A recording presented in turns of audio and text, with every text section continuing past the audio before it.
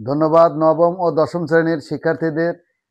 আজকে দেখো বোর্ডে 3.1 অনুশীলনী অর্থাৎ তোমাদের গণিত বইয়ের 3.1 অনুশীলনীর 14 নম্বর অঙ্ক দেওয়া আছে। X square plus 10x plus 24কে দুইটি বর্গের বিয়োগফল রূপে প্রকাশ করো। এই অঙ্কটা কিন্তু এক এক স্যার এক এক নিয়মে করে থাকেন, কিন্তু ছোট্ট সহজ একটি পদ্ধতি আমি দেখায় দিচ্ছি। ইনশাআল্লাহ সবাই সে পর্যন্ত সাথে থাকবা। এইটুকু আমি কেটে দিলাম, এখান থেকে অঙ্কটা করা শুরু করলাম। দেখো এখানে কোনো কিছুর সাথে কোনো কিছু কমন যায় না, অর্থাৎ উৎপাদক করতে হবে, কিন্তু কমন না গেলে আমরা সূত্রে ফেলবো A square plus 2ab plus B square.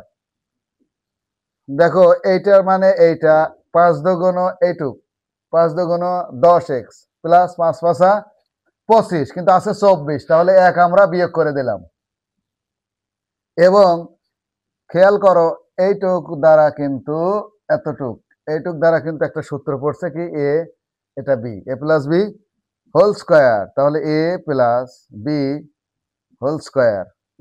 এবং 1 একা আছে, 1কে স্কোয়ার করলে কিন্তু 1ই হয়। এইটাই আনসার। ধন্যবাদ।